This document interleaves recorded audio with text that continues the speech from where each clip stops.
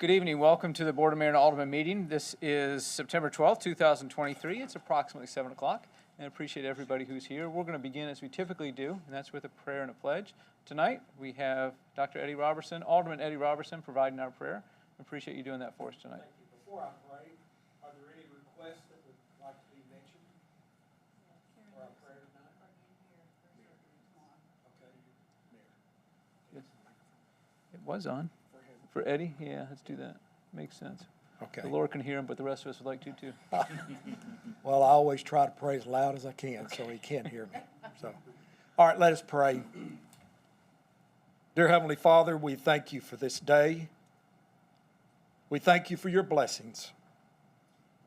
Oh Lord, how great thou art and how great is your faithfulness to us. We praise you and honor you tonight. There's so many things that we have to be thankful for. They are too numerous to count. But you are good to us, dear Lord, and we are thankful for that. Dear Lord, we pray tonight for our loyal citizens across this city. In whatever circumstances they find themselves in, we pray that you'll bless them and bless our city. We pray, dear Lord, that you will cover our community with your grace, your forgiveness, and your blessings. We earnestly pray for the shield of protection for our first responders as they stand watch over the city. We pray that you'll protect them and bring them home to their loved ones after every shift. We pray for wisdom tonight, dear Lord. Touch us and help us to always be mindful of the example that we set. And help us, give us wisdom, because we know in our own abilities that we are incompetent. But only through you and through your Holy Spirit in guiding us will lead us to the paths of righteousness. Now we pray, dear Lord, that the words of our mouth and the meditations of our heart be acceptable unto thy sight, O Lord, our strength and our Redeemer.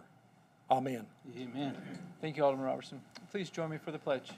I pledge allegiance To the flag of the United States of America and to the republic for which it stands, one nation, under God, indivisible, with liberty and justice for all. Thank you all.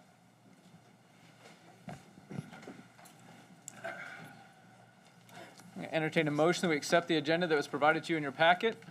We have a motion from Alderman Waters. Second. And a second from Alderman Garza. I would like you to add one item. I'm going to entertain a motion that we add executive session under 6, BOMA report. It will be the last thing we do before adjournment. We have a motion for Alderman Sassy and a second from Alderman Martin. Any discussion on that? All those in favor of adding executive session right before adjournment, please say aye. Those opposed, please say no. That passes unanimously. Now we're back to the main motion. That's accepting the agenda as it's amended. Any other discussion? So we have one amendment. That's adding executive session after 6, just before adjournment. Other than that, the agenda is as it was provided to you. All those in favor of approving that, please say aye. Those opposed, please say no. That passes unanimously. We have an agenda.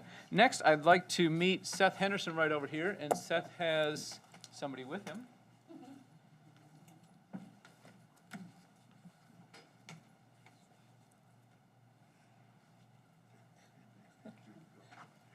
So Seth, there is a camera. Jason, am I pointing that way? Okay, if you want to come right here and just face the camera and see if you can get Melena to smile. There we go. Okay. So I'm going to read you a little bit about why we're here. Whereas National Service Dog Month is celebrated each September to honor and show the importance of service dogs in providing companionship, protection, and support to those with medical conditions that may affect their quality of life. Whereas in 2008, Dick Van Patten, the founder of Natural Balance Pet Food, began fundraising to start up a guide dog training program in the state of Florida. And then, with the help of Petco's Charitable Foundation, expanded the effort to have a national month to raise awareness for guide dog training programs. Whereas, although there are an estimated 500,000 service dogs already placed in the United States and around 10,000 guide dog teams, with nearly 26% of adults in the United States having some type of disability, and each service dog taking approximately 18 months to train, it can still take up to 3 years to qualify for and receive a trained service dog. Whereas service dogs benefit people with many ailments and disabilities, including blindness, autism, hearing impairment, those prone to seizures, and post-traumatic stress disorder, by performing many highly trained and specific tasks to retrieve objects, assist with balance, give seizure, diabetic, or allergen alerts, or assist those with emotional and psychological stresses. Now, therefore, I, Jamie Clary, the mayor of the city of Hendersonville, Tennessee, do proclaim this month of September 2023 as National Service Dog Month. And I encourage all our citizens to take time during this month to recognize and honor these amazing animals who dedicate their lives to helping their human companions and managing their disabilities and live more fulfilled lives. This is Seth Henderson. He told us a little bit about his dog before the meeting. I want you to tell people about that and more if you have a second. Thank you. So we get this from Canine Companions. This is our fourth dog. We'll train them for about a year and a half. We'll give them like their basic, probably about 45, 50 commands, and then we'll give them back to the organization to finish off the advanced training. And then out there, they'll decide, well, this would be better suited as a facility dog, a skilled companion, special needs, PTSD. Sometimes they get assigned to a hospital to help with like burn victims with skin grafts. You'll pet like here, and then each week you'll try to stretch your skin out just a little bit more. The PTSD program was new. I was in the military for 22 years, so that's kind of, I helped with that part of it, and that was what drew me back to doing it. It's hard giving them back, but every now and then you'll run into somebody that says, you know, I'm on a waiting list, and puts it back into perspective. And that's pretty much it in a nutshell.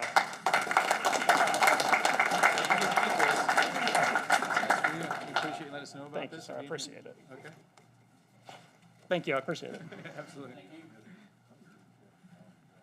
So Cindy Rao and Nancy and Helen. Perfect. Okay. And Helen Marshall. Thank you. So these might be familiar faces because they've been doing this for several years. Definitely all three of y'all were here last year, but it's in celebration of something that is more than 200 years old. Let me tell you a little bit about that.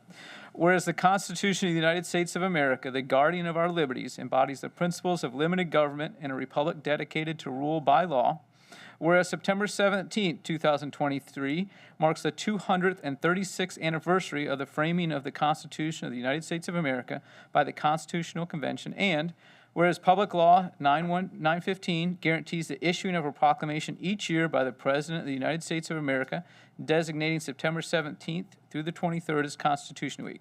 Now, therefore, I, Jamie Clary, Mayor of the City of Hendersonville, Tennessee, do hereby proclaim the week of September 17th through the 23rd, 2023 as Constitution Week. And I ask our citizens to reaffirm the ideals of the framers of the Constitution that they had in 1787 by vigilantly protecting the freedoms guaranteed to us through this guardian of our liberties, remembering that lost rights may never be regained.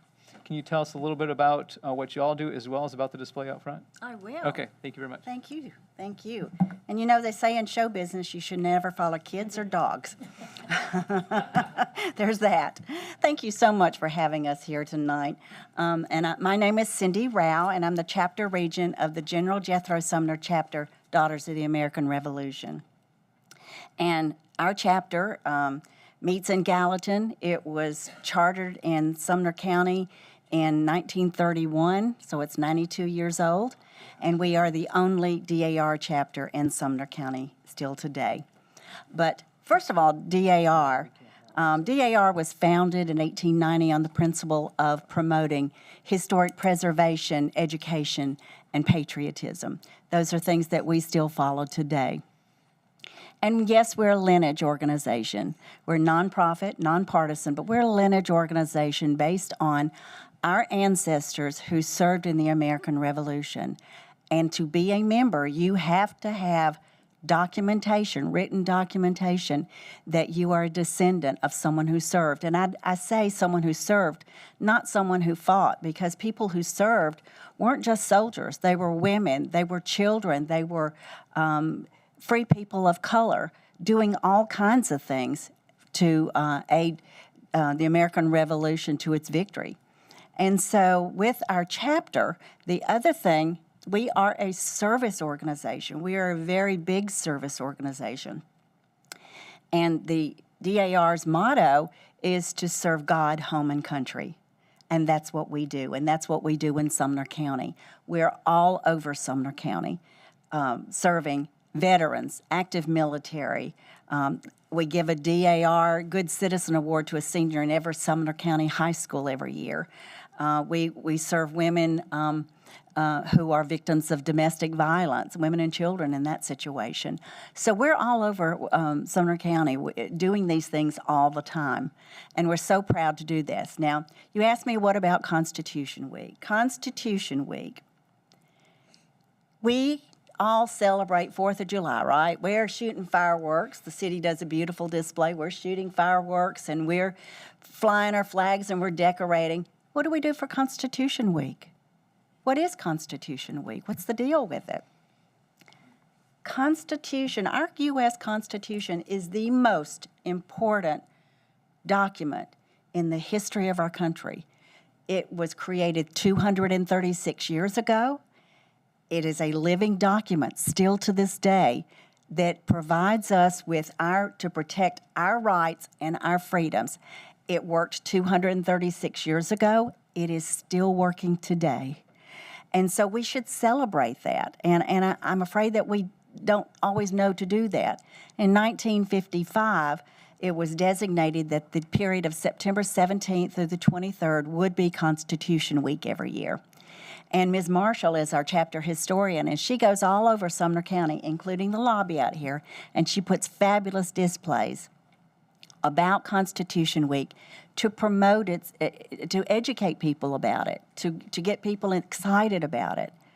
So I'm going to ask you to fly your flags. You may be flying your flags now, but when you fly them next week for Constitution Week, maybe your neighbors will say, "Why are you flying that flag?" And you can say, "It's Constitution Week." And that's what we're going to do. We're going to celebrate this Constitution. So Mayor Clary, thank you so much for this proclamation, and we will be back again next year asking you to do it and sharing this information again. And thank you so much. We are very appreciative. Thank you. And, Mayor Clary, can we get a photograph? Sure. Where do you want to do it? Or so let's ask Casey to help us out. Yeah, maybe down front, like Let's do it. where the dog was. Okay. Kids and dogs, you know?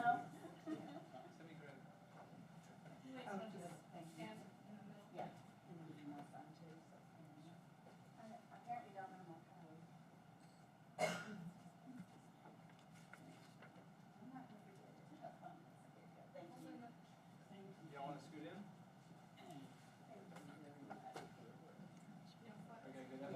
Oh, yeah. Thank you so much. Thank you so much, very much so. Thank you. Appreciate it.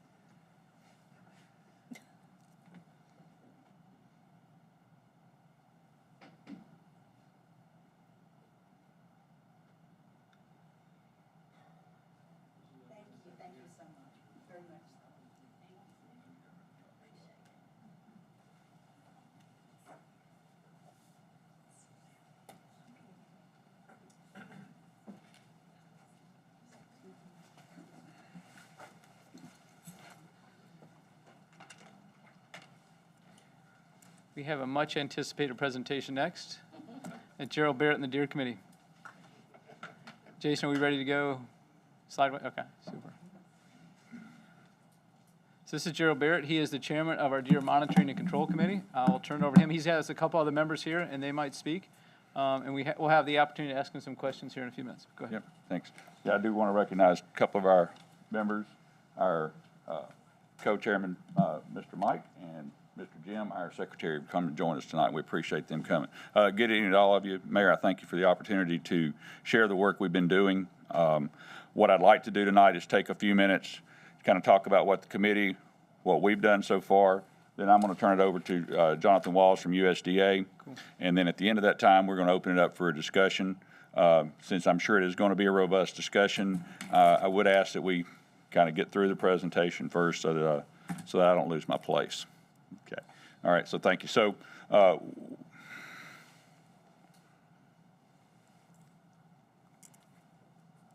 oops, went too far.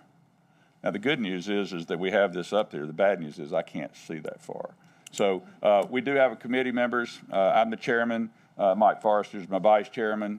Jim Flock is the secretary. Colin Zimmerman is our communications liaison or director. And then our additional three members, Sylvia, Pamela, and Mike are not here tonight, but I would like to say something about our committee. Oh, there you are. Thank you. I didn't see you over there. Thanks, Mike.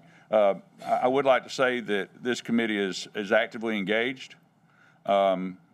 We have had meetings every month since May, and I think in those months we've only had 2 people that have not been there for one meeting. So we're almost 100% at every meeting, and I think that speaks volumes to the commitment of these volunteers. We have 3 great interfaces. Case Lamar has really been a tremendous resource for us. We're excited now to have Officer Tipford to come and be our liaison, and we thank Alderman Bergdorf for his support as well. I know that he was cited or mentioned or interviewed today it's on the news tonight, I think, Hendersonville is, regarding the deer things, and well, thank you for that. And so we're on the radar with this topic. But we've got great interfaces. I'd also like to recognize the mayor because I needed some direction and advice on about 3 or 4 weeks ago, and I sat down with him, and what I was so impressed with is not only to listen to what I had to say, but he left with 6 or 7 action items, and all 7 of those were addressed by the next day. So I'd like to thank you, Mayor, for your support, and it really is great to hear for our committee members. With that, our committee update, and I'm sorry, I'm going to have to walk over here because I cannot see far enough to do that. So if you want to, we need to get you on a microphone. Okay. So if you want to be on one of these, that might work fine. If you want to stand over here, or that. There you go. Okay. Mike, yeah, can you turn, and I will turn. I guess this is what happens when you turn 62 is your eyes don't work as well anymore, even with contacts, right? So the current committee, we started meeting in May. We now meet the 3rd Tuesday of each month from 6:30 to 7:30 in Conference Room 2. We've had a quorum at each of our meetings, and I think it's really important to, again, draw attention to that. In the years prior to this, I don't think I was at more than 2 meetings where we ever had a quorum. So I think it speaks volume to the involvement of the folks here. We do have citizens attending our meetings on a regular basis. It's important to note, too, that we are following the city protocols regarding public involvement and making sure that there is a period for our citizens to speak. And we now have an email address, deer@hendersonvilletennessee.org. And no, the deer won't get the emails, but I will. So our actions to date, in addition to getting our slate of officers and our meetings done, we have a mission statement that I'm going to share with you in a second. Jonathan Walls, who's here tonight from USDA, gave us our briefing. We launched an initiative for a comprehensive communications document, and I apologize to have my back to y'all. And I'm going to talk more about this because I think the single biggest thing that we've learned so far is that there is a huge communication or understanding of information gap with regards to this. We are listening to our citizens, and of course, and here we are tonight. So our mission statement is that we're a group of community members gathering information to provide recommendations to the city and the residents on how we can effectively live in harmony with a healthy deer population. And I think the key words in there are healthy deer population. And I also think it's important to note that we feel our mission is to provide you all with the information you can have to make informed decisions. And we look forward to taking direction from you as to what next information you would like us to provide to you all. What we've learned, the survey results, so you'll hear a lot more about, depending on where you're at in Hendersonville, we're 2 to 4 times the state average. That population is likely to double every 3 to 5 years if left alone. And that's documented. We've had a significant number of concerns, certainly the property damage, car crashes, physical attacks, and I would like to speak real quickly to this one. We have a neighbor, Winbrook. She walks her dog every morning at 5:30. The dog is elderly. She has some disabilities herself, and her and the dog were attacked one morning at 5:30. And by attacked, I mean the deer head-butted her, knocked her out of the way, went into the whole kangaroo mode with the dog, and she had to run to a neighbor's house, bang on the door to get somebody to come out and do it. So apparently there was a fawn close by, but it was a pretty significant event. And then we do have documented medical issues here in town. We've had tick-borne diseases, including alpha-gal and Lyme disease. And we really feel like that, again, coming back to this, that there's really a lot of knowledge needed. What the deer ordinance is and what it's not, the fact that we even have one, what the ramifications are when you feed deer, the activity awareness, when are deer most active, when is the highest area of, should you leave the fawns along in the springtime because everybody wants to rescue them when mama's got them hidden over here in the bushes. It's important for people to know. Chronic wasting disease, which is a tremendous threat to deer population, not only in the state of Tennessee, but across the country. When you get a concentration of deer, they're more highly susceptible to that, and you can decimate a population. And I know that TWRA has a whole directive and initiative on that, and I won't spend any more time talking about it tonight, but it is a very significant threat to the deer. There are regulations of what you can and can't do with regards to the deer in any municipality, and certainly people need to know those regulations. And finally, who to call. If you have a complaint about your neighbor feeding the deer, there's someone you should call, and someone you should probably not call. If there is a deer carcass that needs to be removed, there is someone to call on that. And there's also someone to call if there's an injured deer. There's people to call if there is a deer that's being overly aggressive, okay? So I did want to take a quick minute and talk about the deer of Hendersonville. You've got 10 bucks laying in this lady's front yard, a fawn on these people's back porch. You've got the whole herd. I think there's about 14 here in Jim's backyard. This picture didn't turn out sideways. That deer is really not standing sideways. The picture's wrong. But that was one that kind of approached me the other day while I was building a deck in some folks' backyard, and he stood probably from me to you and just kind of wanted to know what I was doing in his backyard. And more pictures of the party in Jim's yard.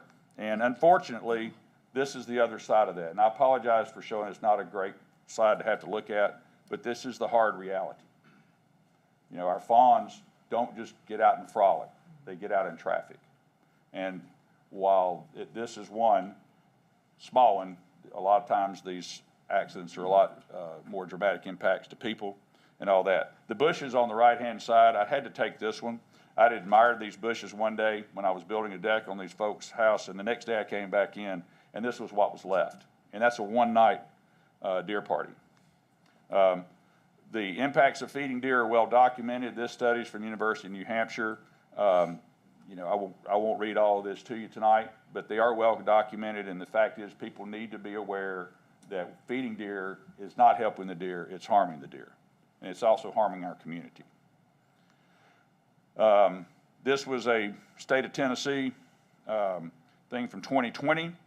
The number of accidents that are there. The only thing I will spend any time drawing attention to, if you will look at the highlighted section in the middle, Sumner County is one of the most, most frequency of accidents across the state. Of course, and back to the communication, 50% of deer crashes are between October and December. So again, the communication and the awareness is important, okay? So talking about this comprehensive initiative that we think is necessary with regards to information.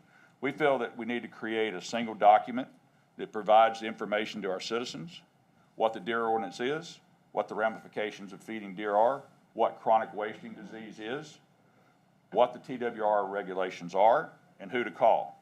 Currently, we believe there's a line item within the budget that's $6,000 for deer education, and since we can't educate the deer, we feel like we should educate the citizenry. Sorry, Mayor, I had to steal your line on that one. I apologize. We feel there's multiple options to distribute such a pamphlet. We've done some estimating on cost. To produce a printed document would be between $2,000 and $4,500, and they would distribute this in multiple ways.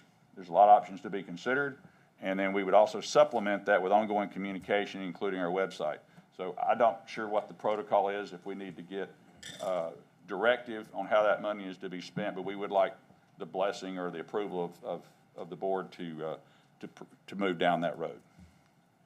We feel like the next steps is to move forward with the information document initiative, to develop an overall communication strategy, working, of course, with Casey with regards to what that needs to look like. And, of course, we're going to be looking for all of you for directions of what you want us to do next. Okay? And with that, Jonathan, and you make him see better than I can, so I'll, maybe I've got a chance. So, by the way, y'all, I've communicated with Jonathan several times since and before they did deer survey. He has been extremely helpful, and I appreciate that. Thank you, Mayor. Appreciate that. So my name is Jonathan Walls. I'm the district supervisor for USDA Wildlife Services here out of the Nashville office. As Mayor Clary mentioned, he reached out, it's been about 2 years ago, Mayor? I think so. To initiate a deer population survey for the city of Hendersonville. We worked with him, set that up, completed the survey. Since that time, we've provided the survey to the mayor as well as to the deer committee, and I've worked with them on some of the stuff that they've been talking about. And so what I'm going to do here today or tonight is just provide a brief overview of what these survey results produced.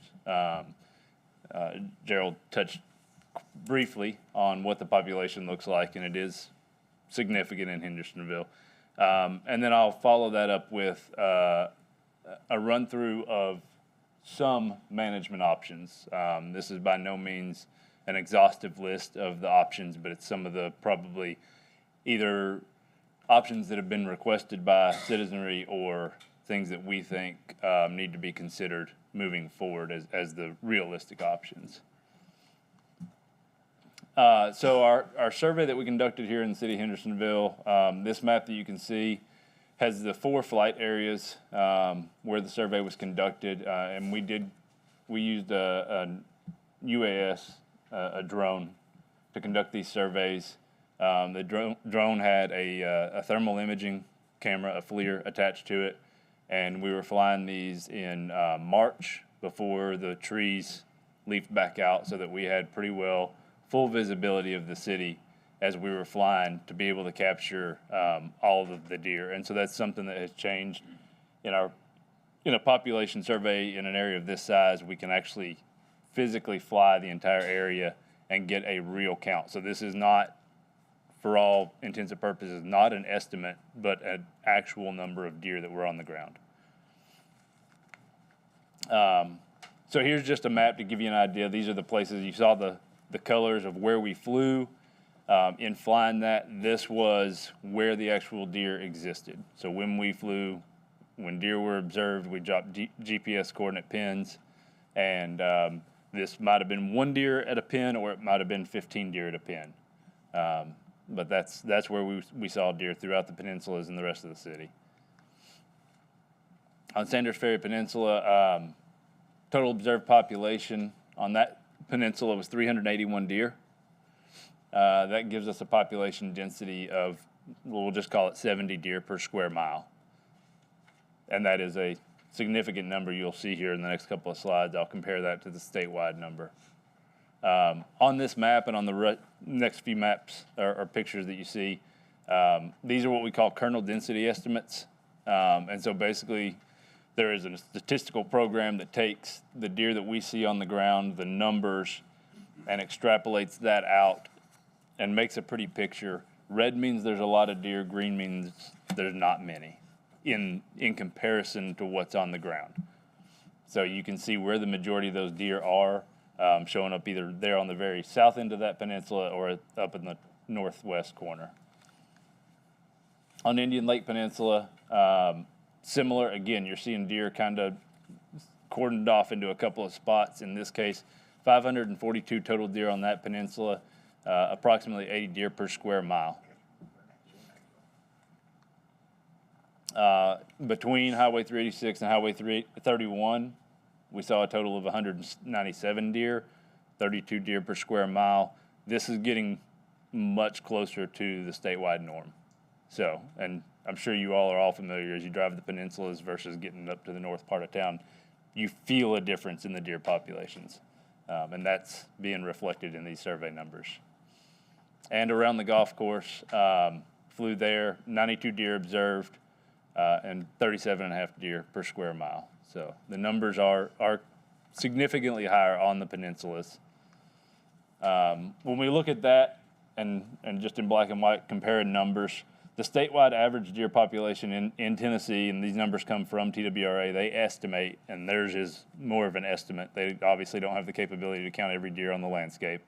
About 20 deer per square mile. QDMA, which is the Quality Deer Management Association, probably the most recognized deer management association in the United States and abroad, estimate that Sumner County holds somewhere between 15 and 30 deer per square mile. So the county on the whole, potentially a little bit more deer population than the statewide, but still within that norm area. And Hendersonville's deer population, if we break that down, again, ranged anywhere from 32 to 81 deer per square mile within our survey areas. To take that into, or to consider some of the other things that are going on here, because we can't just look strictly at our deer population and say, well, that's why we have a problem. It's not the only thing that's going on. When we consider human population density, which we are the conflict with the deer, or the deer are the conflict with us, whichever way you want to look at it, but the humans are the other side of the equation. The statewide population density for persons, 167 residents per square mile. And if you took our statewide deer population and put that in ratio, 8.5 people per deer on statewide. Sumner County, density's a little higher, about double, 375 residents per square mile. And these numbers come from the Census Bureau. So that's where I was pulling this information. There you're looking at roughly 12.5 to 25 deer per square mile. So you're seeing an increase there. The ratio of deer to people, sorry, I said square mile, deer to people ratio is getting heavier. So you're seeing more people, or, more of an interaction between deer and people. Hendersonville specifically, 1,630 residents per square mile. A lot of people in Hendersonville in a very small area. I think we're probably all pretty familiar with that. That puts a ratio of 51, and I apologize, I think I got that backwards. That should be 51 deer per person. No, it is 51 people per deer, sorry. 51 persons per deer. And obviously that's going to be more concentrated on the peninsulas where more of the people are here in the city. So as you can see, it's a multiple facet issue with a deer population being higher than normal and the human population also being at a greater density. So that's what the survey produced. That's the numbers. That's the part that the mayor asked us to do originally. Since then, working with the deer management group, talking with them and trying to come up with, hey, what are some of the options? What are the information that they can provide to you as the aldermen? And some of the options that we talked about, and one of the biggest ones that they're taking and going first, and I think is the appropriate path, is public outreach. The citizens need to know what's going on. What are the things that they can do to at least start to address this problem? Again, not an exhaustive list. There's definitely other things we could talk about. Reducing and eliminating supplemental feeding. A lot of people love to see deer in their yards, but at the end of the day, supplemental feeding is providing additional resources to these deer. As long as resources are available, they will continue to reproduce up to the capacity of those resources. So everybody that is doing supplemental feeding is inadvertently contributing to the problem, allowing the deer to continue to reproduce in a situation where they maybe wouldn't based on natural resources. Exclusion, this gets into the landscape damage side of things. There are proven fencing techniques that can be used to keep deer out of landscapes, be it entire yards, be it shrub bushes, trees that have been planted, things like that. We can, and as an agency, we can field phone calls, we can assist people with those issues if they're having things like landscape problems. We can give them direction on what kind of fencing and how to install. So that's something when he talked about who do they call. We are an outlet for that. We can assist with those type of exclusion questions. Increasing human aversion, frightening the deer. That's something that can be done and in all reality probably should at some level. Gerald talked about incidents where people are having close interactions, being attacked. The deer in Hendersonville, and like in so many urban areas, have become accustomed to humans. They don't have a fear of us anymore. Admittedly, I'm an avid hunter. When I go in the woods, if a deer so much as smells me in most cases, it will turn and go the other way. But in the city of Hendersonville, and I live across the lake in Mount Juliet, not so much the case. They stroll through backyards, they see dogs and don't care, they see people and don't care. So using frightening tactics, noises, lights, fireworks, obviously all of these things have to be considered within the bounds of your local ordinances, but any of those things that can assist to make deer, again, regain that fear of humans so that they're not encroaching when they're in the same space. There are repellents that have been proven effective, especially, again, back to landscape destruction issues. Protrucent whole egg solids, you can buy these at places like Tractor Supply and stuff. They exist, and it's a smell issue. Again, ammonium soaps, capsaicin, all mammals taste or feel capsaicin. That's the heat in peppers, and the same thing for deer. So that can be applied to landscape type things and assist with that destruction. And then vehicle speeds. Gerald touched on car collisions. The biggest thing for them is they have a hard time perceiving the speed that a vehicle's coming. They don't understand that, obviously. They're not brought up to understand that vehicles move at different speeds. And that is something that we at least have the capability to try to reduce. So that's something to consider. All of these things, the good on these, limited cost. Public outreach, there's a little bit of cost there with printing materials and things, but can basically be free. Most of them are DIY options. Most homeowners can do these on their own if they want to. The downside is, even if you eliminate that feeding, you're going to talk about a long time horizon before you see any real effect.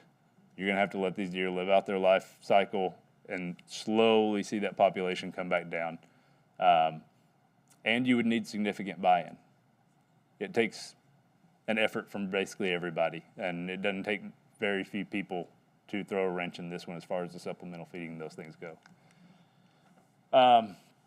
Population control or reduction, contraceptives or sterilization, there's chemical and surgical options on this.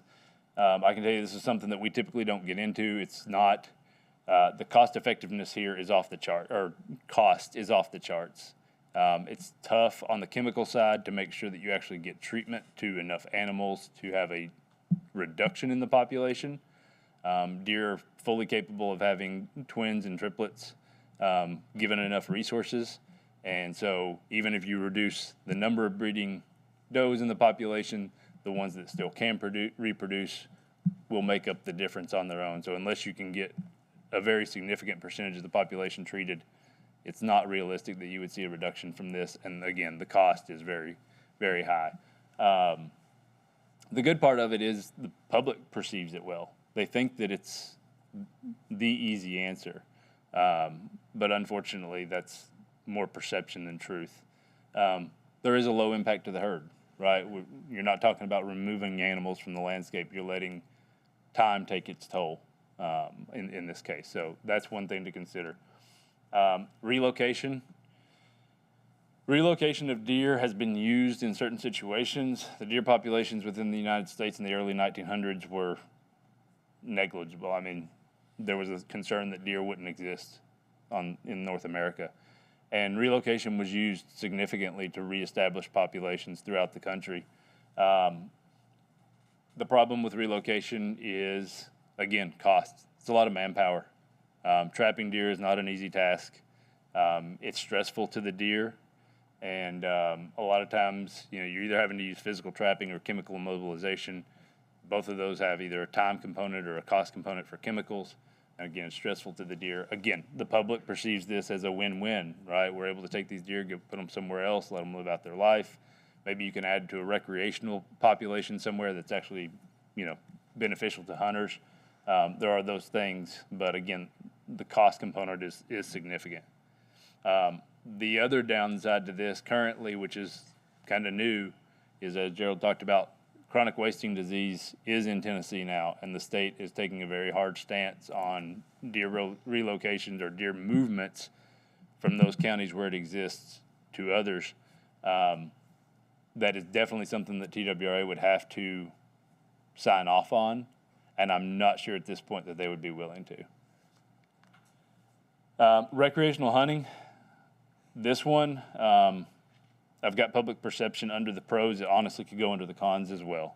That's a very, two-sided subject.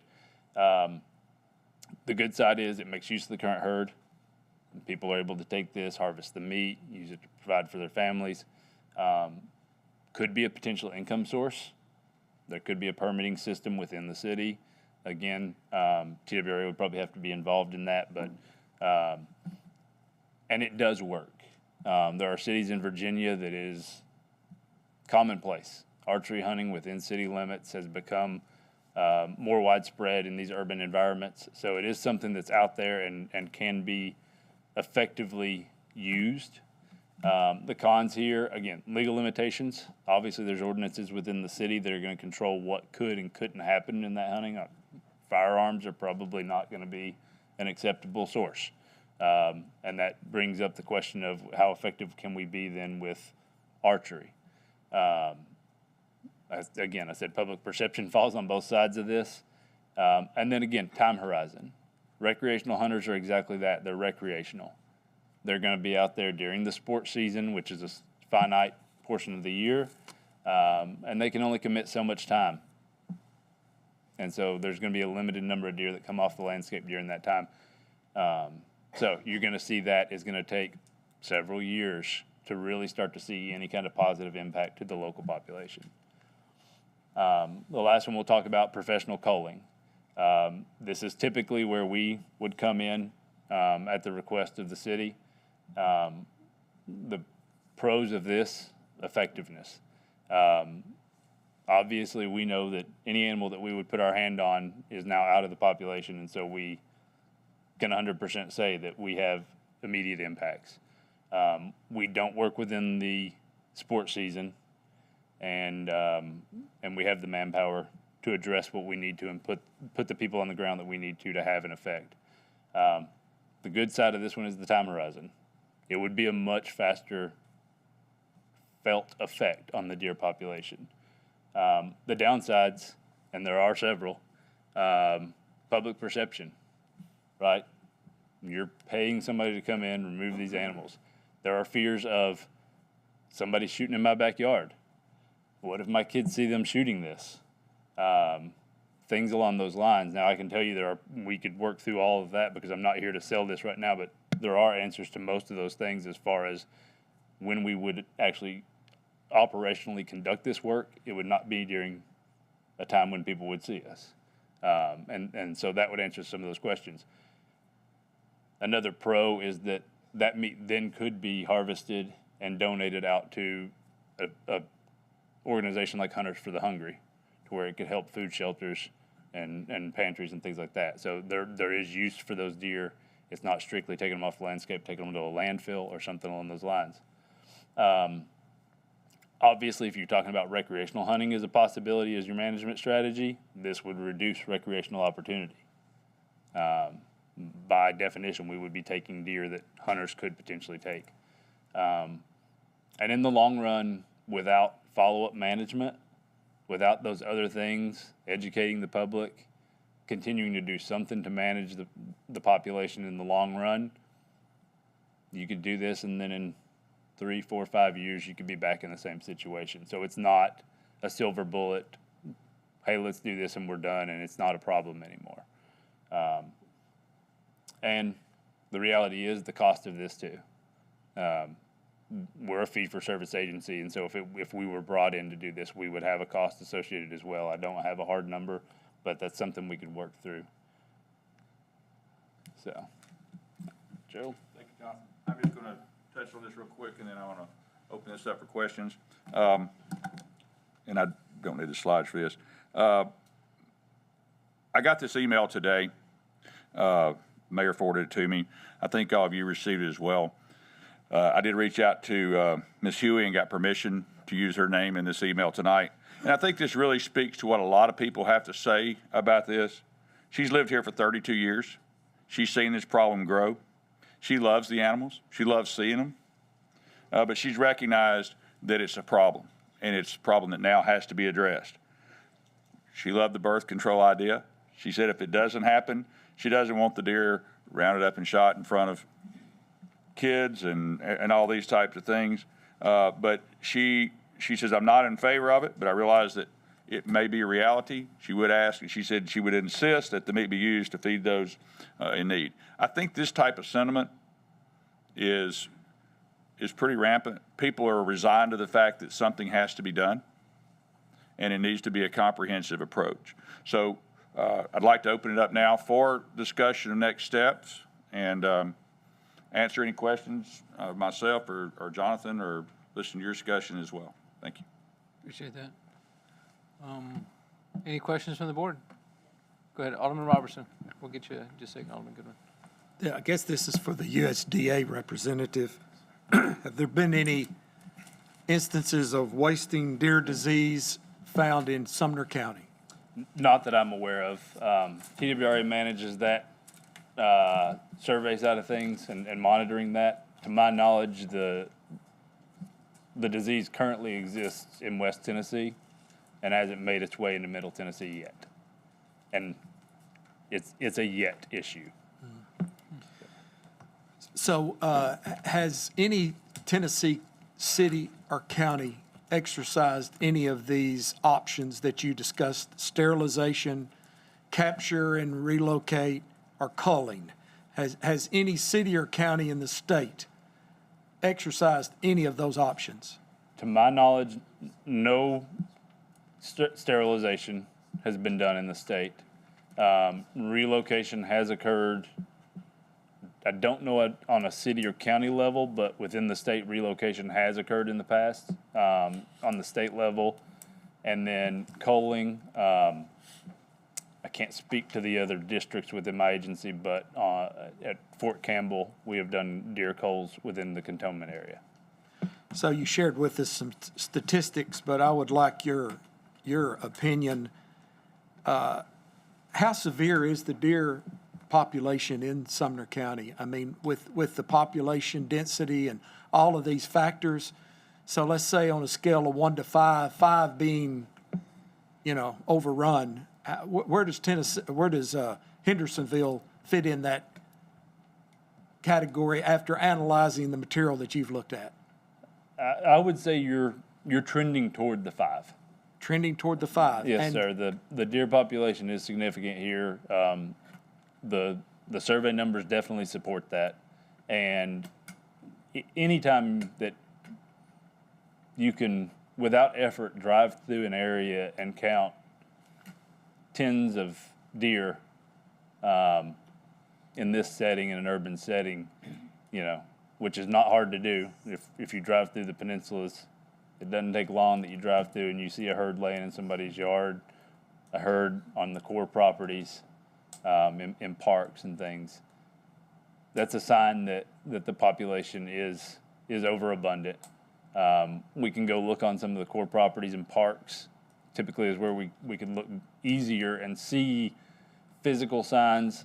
We know residents have issues with landscape destruction, but these things, while they do occur, it's kind of hard to look at that and use that as a judge. But when you go into park areas that typically would be overgrown to the point that you couldn't walk through them, but instead you walk up and I can see for 100 yards through the woods because the deer browsed everything that's from the ground to their limit.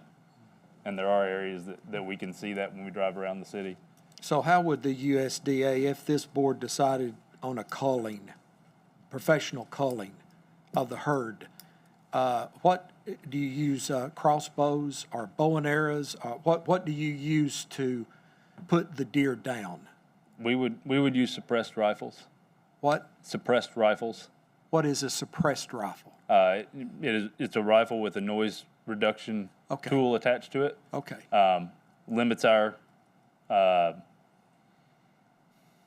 exposure to the public so that we can do this a little bit more under the radar for them. I mean, obviously, we're here and very public. This is not something that we're trying to hide from anybody, but when we do the work, we try to make ourselves as little known as possible.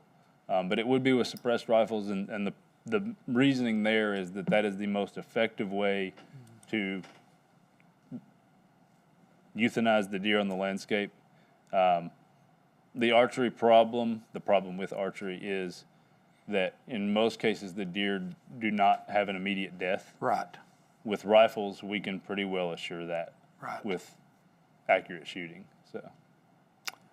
So do you also hunt at night so that children are not out and you have infrared and whatever, to be able to hunt at night and call the deer at night? We do, sir. Yeah, we would use infrared scopes, and we would be able to do this at night in defined locations per the city's request. So I have a question for PD. A couple of years ago, Mayor, I think Alderman Brown had some statistics on accidents, property damage and so forth. So does PD have those numbers available? Commander, do you feel comfortable addressing that? No, sir, we don't have any. Can you come up here? Could Could you come up here and, We don't have any current numbers available for you, but I can get those. okay, hold on. So I think that'd be good to share with the board and probably also the committee, the Deer Committee, to keep a monitor on the property damage, car damage, and injuries that may result from a collision with deer. I think she has something Gerald, else. Officer Tipster, do y'all have?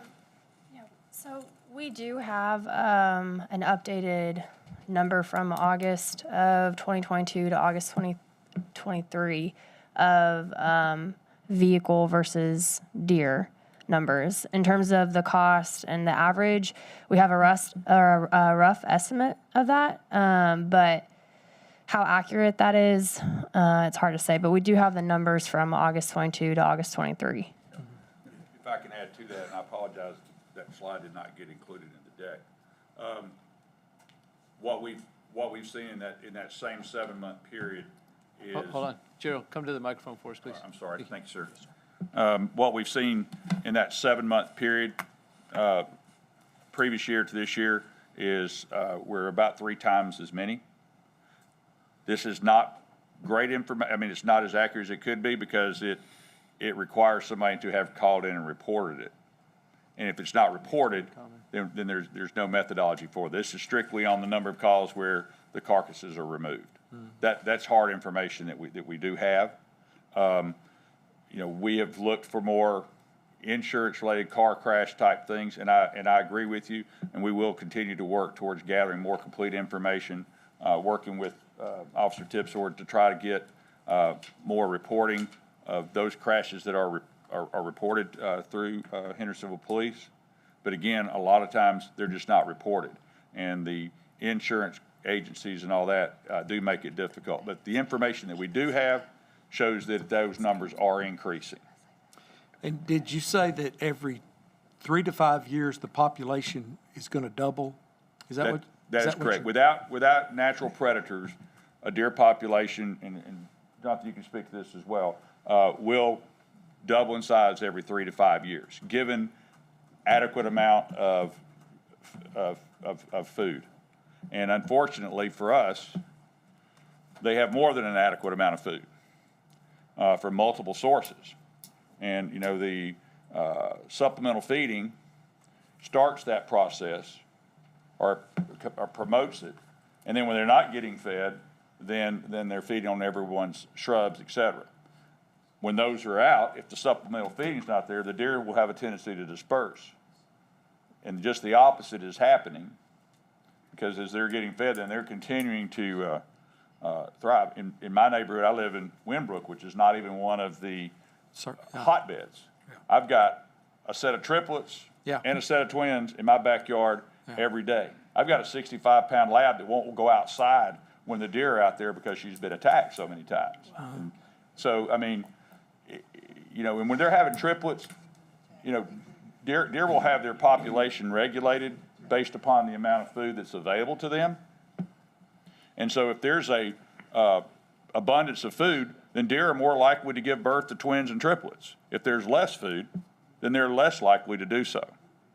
So as having this, just the deer go, hey, there's plenty of food, we're going to continue to have babies. So at this time, what is the Deer Committee recommending to this board? Just public education? No, sir. We feel like that is the first step. You know, and you know, we feel like our job is to provide you all the recommendation or the information. You know, here's what we know. We know that if we don't do anything, the problem's going to continue to get worse. In the conversations we've had with him, to start if you wanted to move the arrow or move the needle towards starting to get progress, correct me if I'm wrong, 30% of the deer in Hendersonville basically need to be culled to start the process. Then from there, you've still got to continue the management. If the only thing we do is bring him in here a one-time thing, then all we're doing is pushing it down the road. It has to be a comprehensive component. It has to be move the needle, educate the public, everybody quit feeding the deer, probably some type of recreational hunting to continue to do that, or we're going to be having to bring them in every, you know, on a regular basis. So, it's costly. I don't know the numbers, but my guessing is it's not cheap. It's not a guess, but based on the conversations we've had, but I can't speak to his numbers. Yeah, I have a lot of my friends that live on the peninsula, and they constantly talk about the situation. In fact, one told me that he counted 30 deer in his backyard just a couple of weeks ago. And he said, Eddie, the city's got to do something. You know, this is getting ridiculous. So I wonder, I hope that the committee will bring us back a recommendation on what to do to move the needle. And I don't know if it would be helpful, Mayor, but maybe if we could do a survey of citizens, you know, give them some options and let them have a voice, you know, in where we go. But I do think that we have to do something. I don't know what the answer is. I don't want to be inhumane to the deer, but public safety, you know, has to come first. Yes, sir. And if I can speak to a couple things you just said there, I think all of us are very compassionate about them. You know, as a sportsman or a non-sportsman, we all love the deer. You know, but we don't love the issues that we're currently dealing with. You know, I'm a contractor here in the city, and I'm going to job sites at 6 in the morning, and I can easily drive out on the peninsula, and it's nothing to see 50 to 100 deer in a 15-minute drive at 6 o'clock in the morning. It's easy to do. Versus me as a layman giving you the recommendation, you know, my recommendation is to follow the advice of the experts. You know, we've got the experts, we've paid as a city, we've paid them to come in and provide this to us. And I think what he's given us is a path forward. You know, we've got to have, it's comprehensive. We've got to have good communication, education of our citizenry. We've got to stop the supplemental feedings. We've got to quit growing things that aren't protected, you know, without some type of barriers. We've got to move the needle by taking 30% of the deer out of the population, and then we have to find a way to continue to manage that.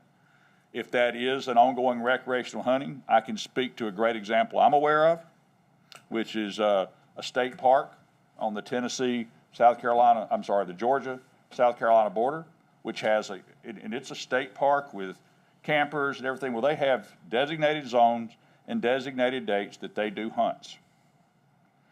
You have to draw tags for that. The requirement is, because, you know, when hunters come in, hunters want to shoot the bucks. Well, the reality is, to control the population, you have to shoot, you have to harvest the does. Okay? A significant number. It's 4 to 5 to 1 ratio. What they do is you get 5 tags.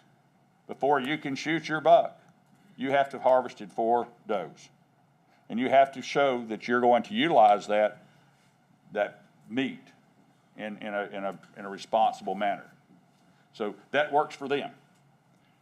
They started out before they did that, and again, this is just personal knowledge that I had because we used to camp there for years and years when we lived in Georgia.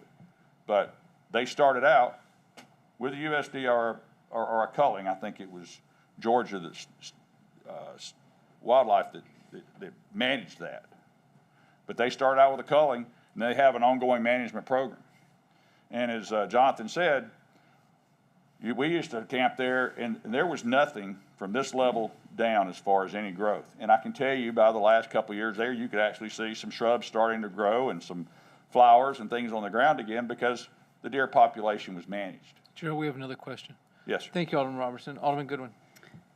You touched on my question just a little bit. My question was, would you be taking primarily the does with your cull, or do you just take whatever deers that you see?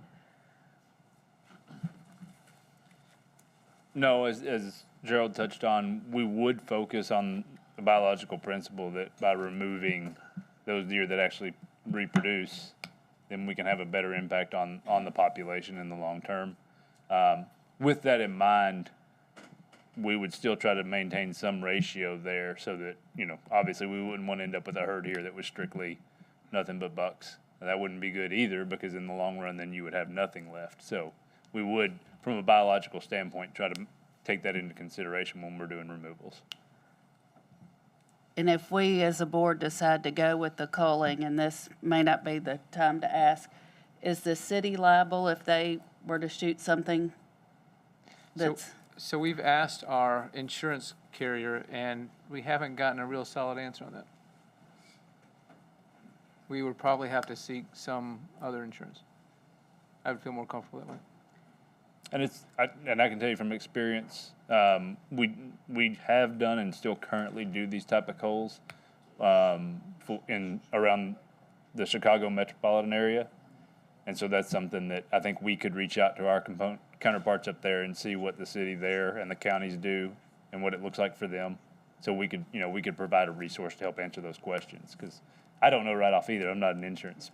I'm not either. It's just a question that I had. But it is something that we as an agency, this is not something that we don't do.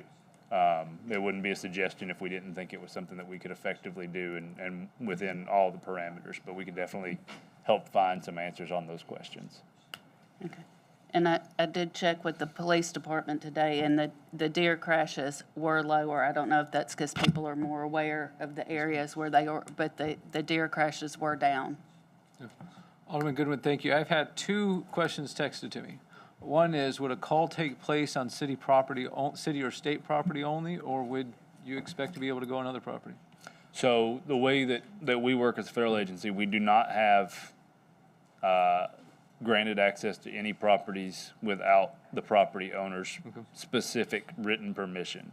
And so in that case, obviously we would probably start at the county, state, federal levels would be our initial sites. And then based on private ownership willingness, we would consider other sites. Okay, okay. But it would be based on their willingness. Okay, and then the other, I appreciate that. The other question I had is about sterilization. There are some downsides to that. Am I correct that this can also affect some other animals? On some of the oral contraceptives, yeah, I mean, depending on how they're distributed, it could impact other animals that fall within that mammalian population. Okay, thank you, Jonathan. Alderman Collins. When you were talking about educating the community and stopping the feeding and the different techniques that are kind of the DIY things that people can do, you said that just a small amount of people can throw a wrench in the plan. Can you tell me, what does that mean, small amount? Like 5% non-compliance, or? I guess I would go to it would depend on who and their intent, right? I'm thinking a single feeding person the deer. with intent to cause problems, one person may be enough. If we still had A 15 portion, people feeding the deer on one peninsula, would that be effective? it could be. I mean, it comes down to the amount of resource. It's not a number of people, it's not a number of sites, it's how much resources on the ground. So their willingness to continue to buy and provide, and when I say resource, I'm talking apples, corn, birdseed. Baby pools full of grain. Yes. The willingness, the amount of resource that's on the ground is what determines the ability to continue to reproduce at an elevated level. And so it could be one person with a lot of willingness, or it could be a lot of people that, don't necessarily think that their little part is causing the problem. Alderman Collins, I'd like to add to that. Most of the people that I know personally that feed the deer think they're doing something really positive.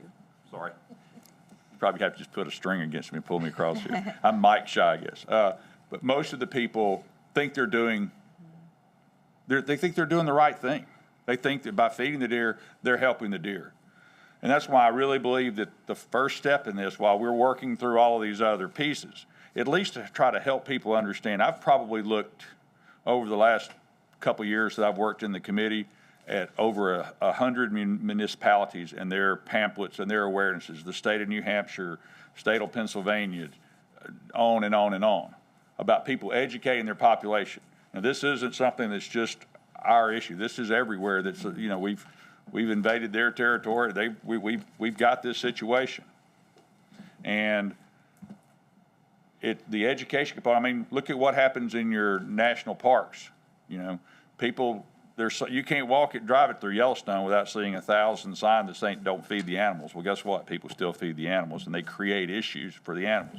So the more we can educate people that love the deer, which is all of us, that you're hurting the deer, not helping them by feeding them, and I think that's an incremental or a foundational component of this. And if we only do this without doing everything else, and then of course, there's the other side of that is the enforcement component. Mm-hmm. If we've educated the public, if we've told them that what they're doing is hurting the deer and they continue to do it, then we do have an ordinance in place that needs to be enforced. But I believe that to be secondary to educating people and helping them understand that they're hurting, not helping. Mm-hmm. Okay. Alderman Collins, anything else? No. Thank you. Alderman Martin. I just wanted to take a moment to say thank you for doing this. This is such a hot issue for the city, and to step up and lead the committee, your group and Alderman Bergdorf, I think that's phenomenal. I just want to thank you for that. If the first step is education, reviewing your presentation, you guys have gotten and distributed a lot of great information. So thank you. And I would like to follow Alderman Roberson's comment about reaching out to the community in some way to get some feedback. What does the community think after we've given them the education piece? So that's all. Appreciate that, Alderman Martin. Any other, Alderman Garten? This is for Jonathan, I believe. If you spot a doe with fawn, do you shoot the mother and the fawn? So if we were Is to it conduct all, a or culling. how would that work? Yeah, so I mean, in that situation, that we would, I mean, You would, okay. from a professional standpoint, we don't put a whole lot of distinction between one or the other. For us, it's a numbers game. Okay. And so, but yeah, I mean, we would absolutely make an effort not to separate animals in that situation. Okay. And then the other thing would be that a lot of times when we would do this, we would attempt to conduct these operations at times when resources are limited. And a lot of times those don't necessarily line up with when you have fawns on the ground.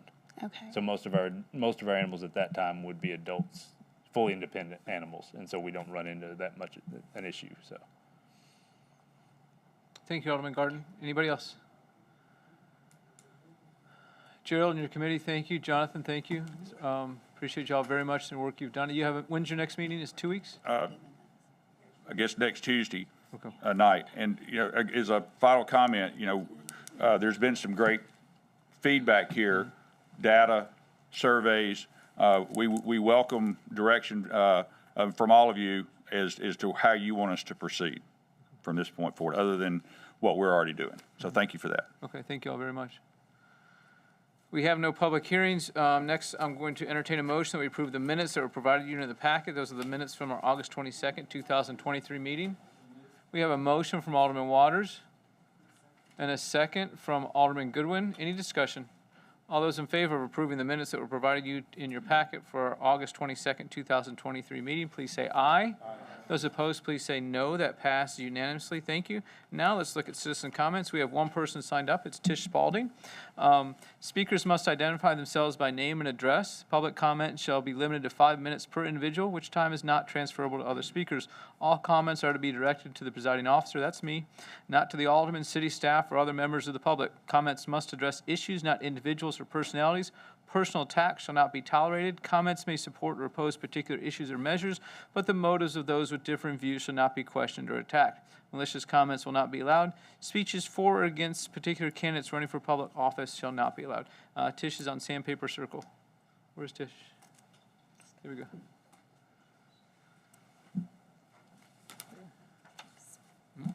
Hi, thank you. I appreciate the board's comments, and I appreciate Jonathan Walls had a lot of information with the USDA about the deer population.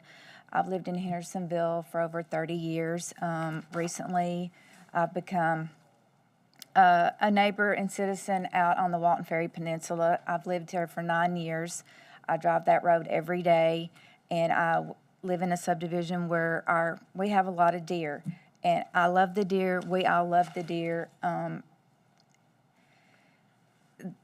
The issues that were brought up tonight there are some issues there. There is a lot of deer in this area, but Hendersonville is a city by the lake, and we have a lot of woods by the lake. And that in itself is different from any other city around where we live. Like, they don't have that in Gallatin. They don't have that in Bethpage or Portland or White House. And so we are going to have more deer in our area just because of the landscaping that we have, the woods, the forest. And I get that, and I get that there are people who are having issues with their deer eating their landscaping. They eat my landscaping, but do I want them to be killed? I don't. I think the relocation of the deer is absolutely one of the first things that I would recommend as a citizen. I would be all for that.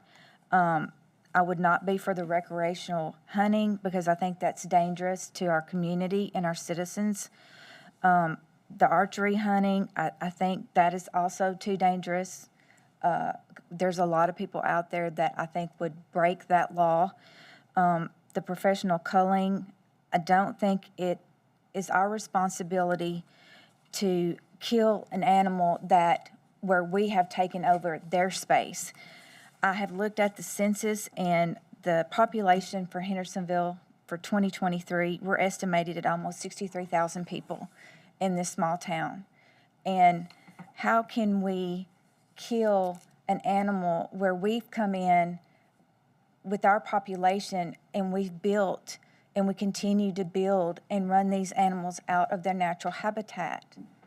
We're building buildings and businesses and subdivisions and townhomes, and we don't have enough places for the people to live. And I know we don't have enough places for the deer to live because we're taking all the woods away from them. I think that having education to the people about feeding them absolutely needs to happen. I think we should maybe have a town hall meeting and let everybody weigh in on how they feel about it. And I think, I know that it's expensive to print up a newsletter, send that out, but I think that's one way we could go about getting information out to citizens about the deer population and things not to do, like feed them. I don't feed the deer, they're near my backyard. I have a next door neighbor that has a lab. The deer jump the fence, they'll look at the lab and they're curious about it. They jump back and they leave it alone. I have not, in my 9 years, I have not ever seen a deer be aggressive towards me, or any of my neighbors in my neighborhood, or towards any animals. And I'm sorry that the lady got attacked and her dog, but it was a female mother deer protecting her young. And I think any animal would do that, not just a deer. So I just want to say that I think the education needs to happen for the citizens. And I think we need to take a step back and look at the humane way to make this happen, not the inhumane way. And I think culling is inhumane. So thank you for letting me speak, and I hope that we can all come to a resolution on this. Thank Thank you, you. Tish. Appreciate it. I entertain a motion that we accept second and final reading ordinance 2023-18. This is an ordinance amending Title 5, Chapter 1 of the Hendersonville Municipal Code regarding procurement. We have a motion from, who was that? Alderman Collins? And a second from Alderman Garza? Any discussion on this? Alderman Martin?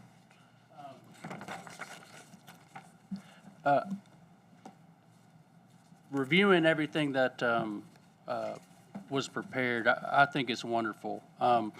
There was a request, I guess I had, about publishing the award results as well as award cancellations. And the response that I got, I think, was something to the effect of, it's not required by the state statute, but it is something that surrounding jurisdictions are doing, and it's kind of a courtesy to people that bid on the projects to be able to see what those results are, or if you didn't bid on the projects, to still be able to see who bid on it and what the results were. I don't want to muddy up this process because it's the second reading, but is there another vehicle to get that incorporated into the purchasing policies and procedures, or is it easier to just add a little language on to this? I don't know the answer to that question. Jesse and probably Sarah, can y'all help with that? What the best way? I mean, you want to do it? No, I said Sarah. Sarah. So this is dealing with procurement. That would be more of an informational piece after procurement. We probably could include it in the procurement policy. I think, if that's something that the board wants to do, that there could be legislation to that effect too, that those would be posted. So I don't think anything precludes us from including it in the purchasing policy, but I don't know that it doesn't really have to do with purchasing. It has to do with notification after a bid award is made. So I guess sua sponte, could I add or make a motion to add to item G at the end of that sentence, bid results awards, and award cancellations shall be published on the city's website. You can make that motion, help, hold up one sec, we'll ask for a second, just a second. What kind of impact would that have?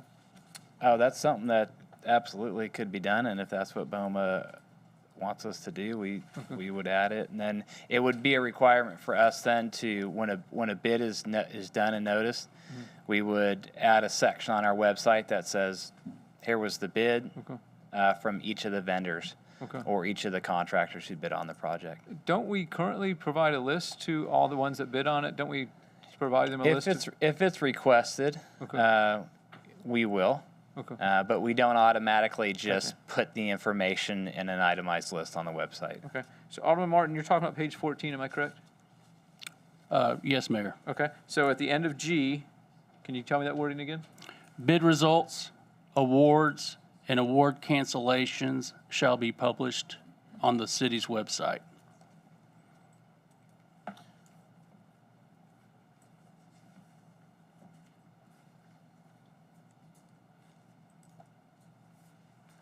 ask you to make sure you got that in a second.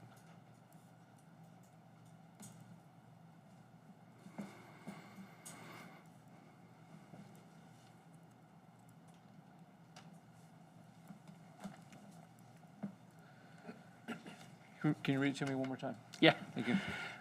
Bid results, awards, and award cancellations shall be published on the city's website. Okay. This is what other jurisdictions are doing. Do I have a second? Alderman Bergdorf?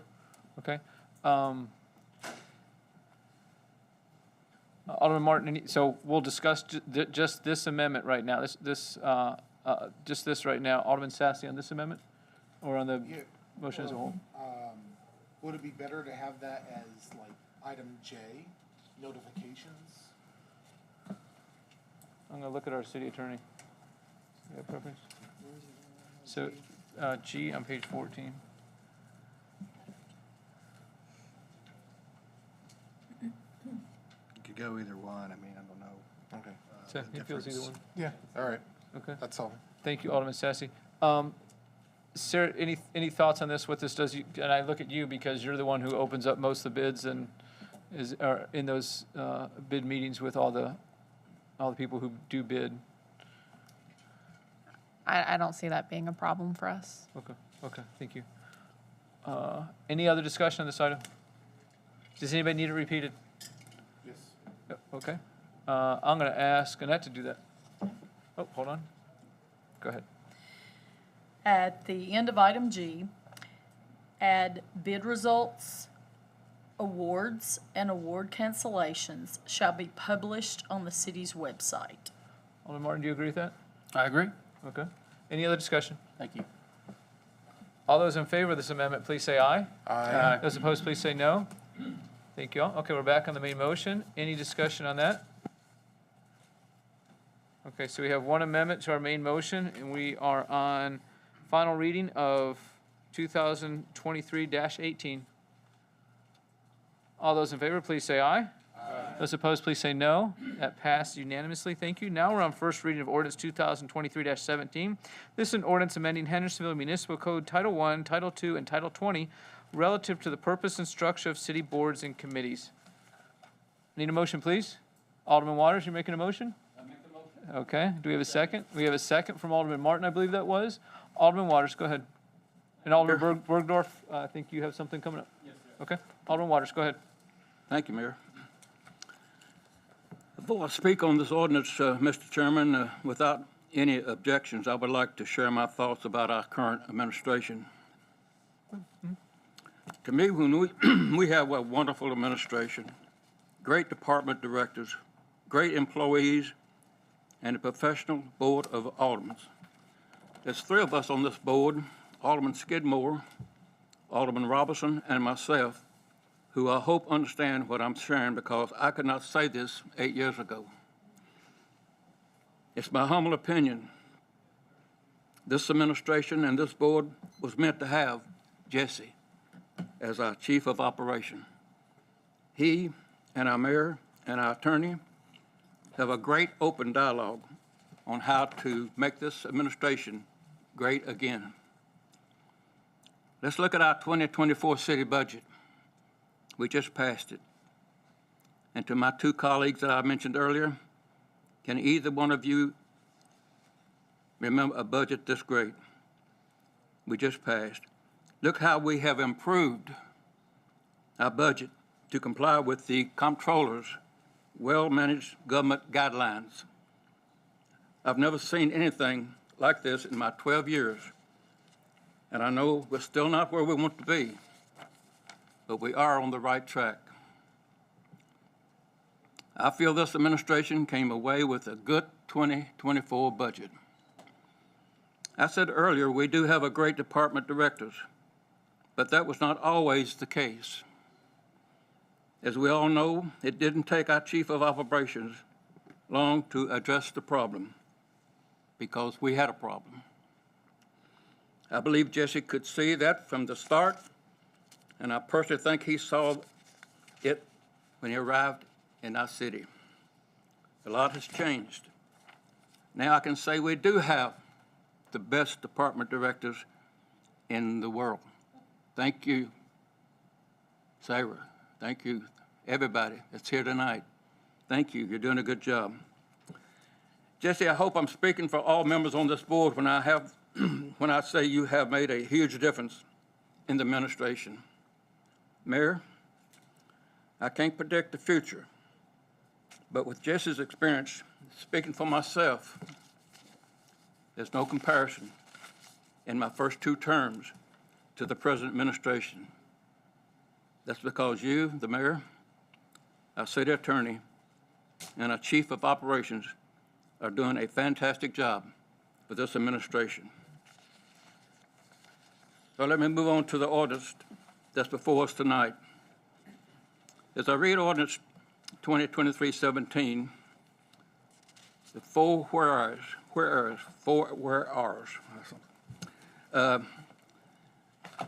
The fourth one, Hendersonville Municipal Code, Title II, Chapter 1, identifies certain but not all board and committees, some of which are also no longer active and should be removed. To me, the city administrator is a position I feel was overlooked. And as I just read, it's inactive and it should be removed from the municipal code. So, Mr. Chairman, in closing, again referring to ordinance 2023-17, which states again, no longer active and should be removed, I make a motion to delete the chapter in our municipal code regarding the city administrator and replace it with what has been created for the chief of operation in an ordinance 2020-53. Mayor, that's my motion, and I so move. Thank you. I appreciate that, and we have a second there. Are you talking about just on this ordinance, or are you talking about all ordinances? Just this one. Just this one, okay. Where do we, help me out, Lance, where do we have city administrator mentioned in this? Chapter 13, Title 1. Okay. What page am I gonna find that on? What was the question? So where do we have, in this ordinance, where do we have reference to the city administrator? No, I believe, Alderman Waters. Sorry. You remember? On 85? There we go. I'm sorry. Okay, you're Didn't right, chapter understand the 13, question. okay. Yeah. So what's our solution there? I believe Alderman Waters, if I'm not mistaken, is saying to delete Chapter 13 as it relates to city administrator and replace it with the ordinance that was previously passed by the board, which is 2020-53, which is the ordinance that created the chief of operations. Okay. Yes. So could we accomplish that by scratching out city administrator and having chief of operations? Yes, sir. Yes, I think it wouldn't hurt to just explain that that Chapter 13 city administrator is being deleted. Okay. And replaced with ordinance 2020-53. So what should our wording be there? see, chapter 13, city administrator shall be deleted instead of renumerated. Okay. Yeah. And ordinance 2020-53 replace, or shall be deleted and be replaced by, ordinance 2020-53 as chapter 12. I'm going to ask Annette to make sure she got all that in just a second. Alderman Waters, did you hear all that? No, sir. Okay, I'll ask Lance to repeat that.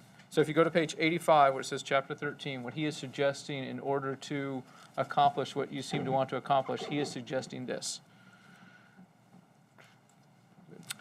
So it would say, chapter 13, city administrator shall be deleted and replaced with ordinance 2020-53 as chapter 12.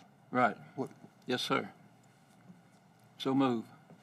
Okay. I think we had a second from Alderman Sassy. Are you agreeing with his explanation? Okay. Okay. Any discussion on that item? Alderman Bergdorf on this, or you want to wait till later after we finish? It pertains to. It's part of the ordinance amendment that I was going to present, but go ahead. We'll do that. Okay. Yeah. Well, shoot. Then we're going to have to amend your ordinance. Yeah. So Alderman Bergdorf is going to present an amendment. Do you Yes. feel that in And your it amendment? echoes Okay. Alderman Waters' sentiments. Okay. Exactly. So what I'd like to do is present this, if you'll take one and pass it down. Okay. So we might have a friendly amendment to yours accomplishing what you want, and also adding more. Sounds good. Okay. Yeah, it's just a few other items. As you know, last week, or the last meeting we had, there was just some language that was irregular in the ordinance that was presented. And with Jesse's help and our city attorney's help, we have cleaned it up a little bit to match the Hendersonville Municipal Code exactly, so that what's currently in the code. And we're passing around a packet for everyone to see. And Mr. Alderman Waters, your amendment is in this change. It's recognized in here. So what I'd like to do is, if we go through it issue by issue, on page 85, it's just cleaning up the language there. So page 85, section 2-101. So 85 in our packet is page 2 of what you handed out. Yes, it is. Okay, thank you. Good, thank you. So, Okay. yeah, I need to make Mostly sure that's page 2, section 2-101, 3 and A. We're going to change there. You see it highlighted and in red. It's henceforth, the Board of Mayor Aldermen shall make all nominations and all appointments to the following boards unless otherwise provided elsewhere under this title by state law. So we're just cleaning that language up. Our city attorney helped with that and found that was a adequate change. The second one is at the bottom of the page, item number K. It changes the language to representatives to the Industrial Development Board, not members. I believe that's what it was before. Because there are some members who aren't on the IDB that are not appointed by the Board of Mayor Aldermen. Correct. Thank you. Okay. The next page, page 3, you'll see the next one highlighted. Again, not members of the Industrial Board, but it's here again, industrial representatives to the Industrial Development Board, and that changed that number to 6 from 9. So that just better aligns with our current system. Hendersonville representative to the Sumner County Resource Authority as well. Changed it from 3 to 2, which is simple error, and we'll fix that. Okay. The next page, go through, this pertains to the Arts Council, but the appointments and nominations aspect of it, therefore it matches the Hendersonville Municipal Code more succinctly. We've got this, the Arts Council shall be known as Hendersonville Arts Council to consist of 7 members broadly representative of all fields, performing arts, visual, literary, Arts, but the part we're changing here and cleaning up is that per pursuant to HMC Title II, Chapter 1, Section 2, there, and we're just cleaning that up. The next one, as you see, it's down there, members' terms of office. Again, consistent with Hendersonville Municipal Code, Title II, Chapter 1, Section 2-101. Okay? And there's one, maybe two more, two more, okay. Page 6 of your packet that I just handed out. Again, same thing, beautiful Hendersonville created appointment of members. Per pursuant to HMC Title II, Chapter 1, again. So we're leaving it, that one, and then the last one down there, again, with members' terms, just making it, cleaning up the language, making sure we're all on the same page. So Alderman Bergdorf, if you go back to your page 2, where it says Chapter 13, that's left intact, am I correct? That's correct. Chapter 13 is left intact. Okay, so why don't we take care of Alderman Waters' amendment, and then we'll come back to yours since there's no conflict there. Absolutely. Okay. So we have Alderman Waters' amendment, which is in your packet, is on page 85, where it says Chapter 13, City Administrator. We need to discuss and dispose of that. Alderman Sassy, do you want to talk about this, or, okay, so I've got your button pushed. Does anybody else want to discuss Alderman Waters' amendment before we vote on it? Does anybody need any clarification? Okay. All those in favor of the amendment, please signify by saying aye. Aye. Those opposed, please say no. That passed unanimously. Alderman Bergdorf has passed something out that does not compete, conflict, or really have any impact at all on our previous amendment. Can we, good thing. Alderman Sassy gives a second there. I appreciate that. Does this make sense, what we're doing? Yes. Okay. Does this make sense to you, Alderman, Annette? Yes. Okay, super. Okay. Any discussion on Alderman Bergdorf's amendment? Okay, and by the way, there are a couple items in there that change the role of the mayor. I am absolutely fine with those. I spend an inordinate amount of time finding people to serve on boards, and if somebody takes away a little bit of that responsibility, I am gleeful about that. So I appreciate that. I do not use the term gleeful lightly. Okay. Any other discussion on this amendment?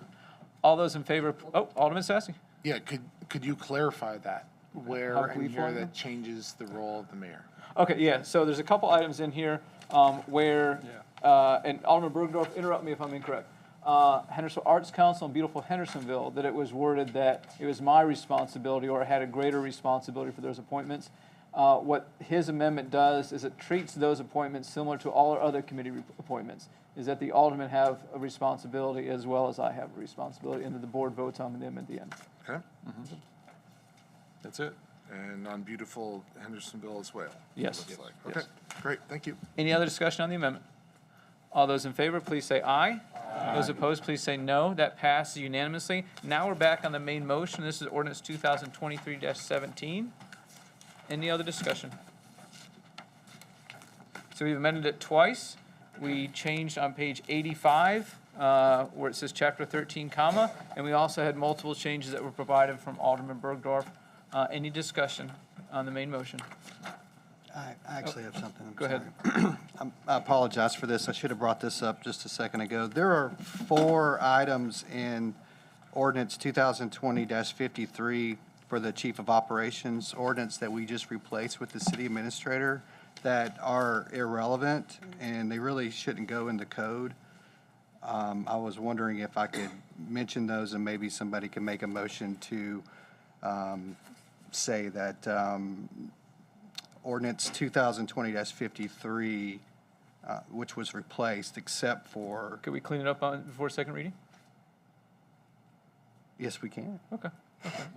That's what I was going to suggest. Okay, excellent suggestion. Not right now. We will in 2 weeks. Okay. Any other discussion? Okay, yes. All those in favor of first reading of ordinance 2023-17, please say aye. Aye. Those opposed, please say no. That passes unanimously. Thank you. Now we're on resolution 2023-34. This is a resolution accepting the dedication of the completed streets in Savannah, Phase 6 in Hendersonville. Alderman Collins. We have a motion, Alderman Garden, and a second. Any discussion? Alderman Skidmore. Just for the record, that this came through Public Works Committee and we passed it unanimously. Thank you. Thank you. All those in favor of resolution 2023-34, please say aye. Aye. Those opposed, please say no. That passed unanimously. Thank you. Now we're on vote on the appointment of David Pignan to the Beer Board. Need a motion? I'll make a motion. We have a motion from Alderman Goodwin, a second from down there. Is Alderman Martin? Okay. All those in favor, please say aye. Those opposed, please say no. That passes unanimously. Thank you. Now we have brief committee reports. General Committee, Alderman Peterson, I think he provided that to our Administrative Director, and that is Jason Gallo. Thank you, Alderman Waters. All right, I'll try and keep this brief. We had a special call meeting on Thursday, and we did a receive and file on an interim city attorney report, recapping the last several months that Lance has served and addressing the needs of the city. Then we went through the resolution 2329, establishing a code of conduct for the members and the Board of Mayor and Aldermen. We went through ordinance 2320, an ordinance requesting the citizens to determine by election whether to adequately fund public safety, infrastructure, parks, and paving in the city by a small increase in sales tax of a half a penny per dollar for 10 years. So there's some lively discussion on that. Then we went into ordinance 2321, amending the Hendersonville Municipal Code regarding video recording of municipal planning commission meetings. Additionally, is 2322, an ordinance amending the municipal code regarding video recordings of municipal board and committee meetings. And then we had some discussion on the Arts Festival, some AV needs, and the Nearwater Place development was deferred for 60 days. Thank you, Jason. Any questions? Thank you, Jason. Appreciate that. Thank you. Alderman Goodwin, Chairman Goodwin, Public Safety. We canceled. We will not have a meeting until October. Thank you. Alderman Martin, Planning Commission. Good evening, everyone. So we met on September 5th. We had actually a very short planning commission meeting. We didn't have any site plans that we reviewed as a group. We had some activity on the consent agenda. We had the Cage Place subdivision final plat. That was approved. Then we had the Durham Farms Phase 4, Section 36. That was approved. And then we had Mansker Farms Phase 19, Section 1B final plat, and that was approved. On other business, we had a resolution, which we've already discussed for Savannah Phase 6. And then staff level projects and pending projects. Keith Free reviewed those with us, and he's going to be out, I guess, for a week or two. And the planning director comments, there's a work session scheduled for Tuesday, September 19th. This is to get clear direction on the final draft of the Stop 30 Transportation Plan, and also to review the Westlake plan draft and associated text amendments. So if you're a citizen that's been following the Westlake plan or the Stop 30 Transportation Plan, mark your calendars. This will be an opportunity for everybody to see the development of those plans, as well as to give feedback and to be heard. So I think we'll send out something more formal. I just want to let you guys know about that now. Tuesday, September 19th. Do you know what time? Tuesday, what? Tuesday, September 19th. September. Let me see if I've got the time. Yeah, he didn't give me the time in the meeting.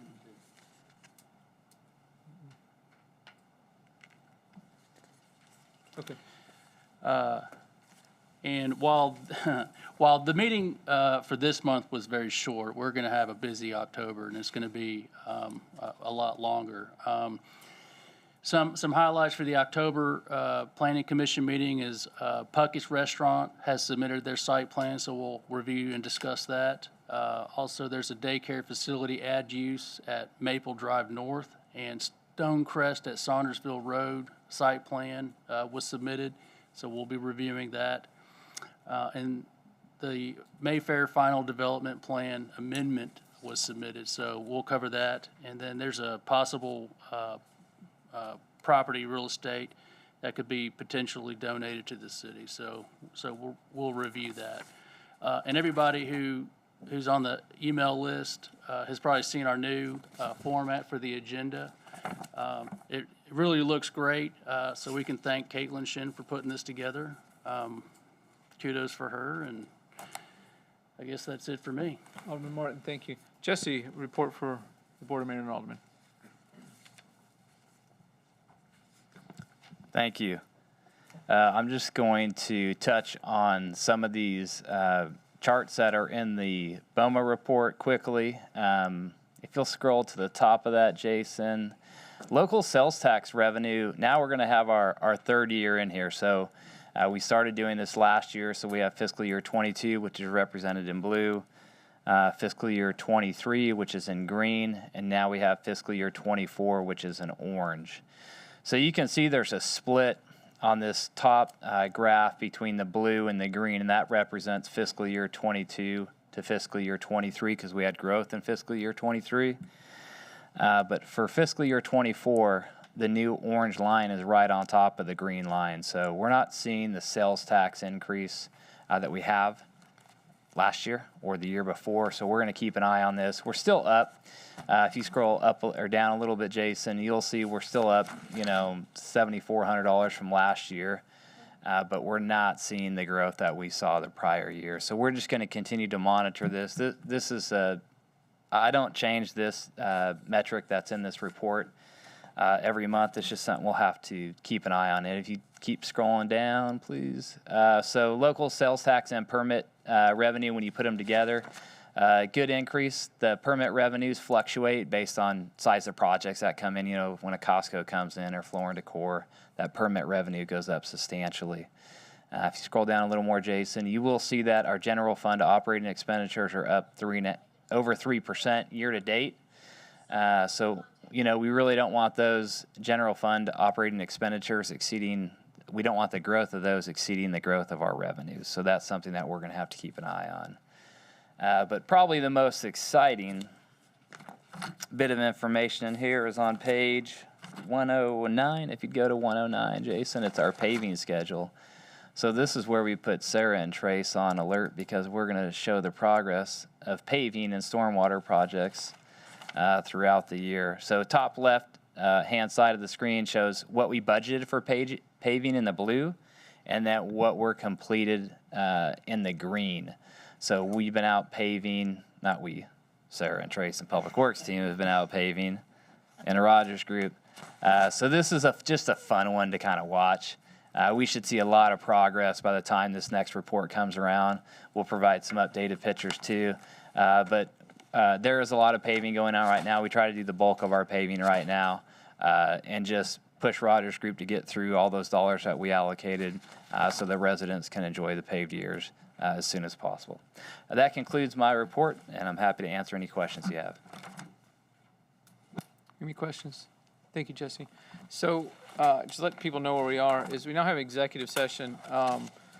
What we could do is we could clear out the room because under Tennessee state law, executive session can only include the board of mayor and aldermen and our attorney. What we're going to do instead is we're going to go to a little room over here, and I don't think it's going to be more than 5 minutes. We need updates on 2 items, and I don't anticipate any action when we come back. I could be wrong. I don't anticipate any.